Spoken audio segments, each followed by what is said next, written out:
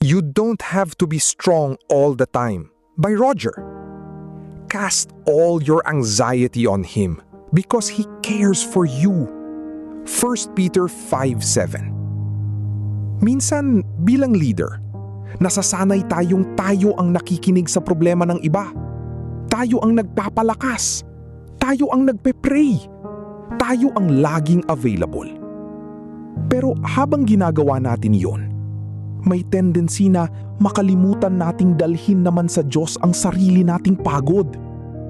Akala natin kailangan lagi tayong strong, na bawal mapagod, na kapag leader ka, dapat kaya mo lahat. Pero hindi ka tinawag ng Diyos para maging robot. Tinawag ka niya bilang anak. At bago ka maging leader, mahal ka muna ng Diyos bilang tao. Minsan, sobrang focus tayo sa ministry, responsibilities at helping people na nakakalimutan nating alagaan din ang puso natin. Pero hindi lang mission mo ang concern ng Diyos. Ikaw rin. Sa Bible, kahit si Jesus nagpapahinga. Umaalis siya minsan sa crowd para manalangin. Hindi dahil mahina siya, kundi dahil ipinapakita niya na ang presence ng Diyos ang source ng strength. Hindi selfish ang magpahinga. Hindi mahina ang humingi ng tulong. At hindi kasalanan ang aminin pagod ka na. God cares for the people you lead, but He also cares for the leader.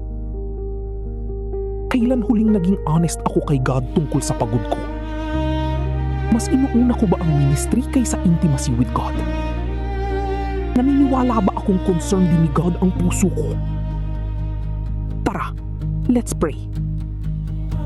Lord, minsan sobrang focus ako sa pagtulong sa iba na nakakalimutan ko nang lumapit sa iyo para sa sarili kong puso.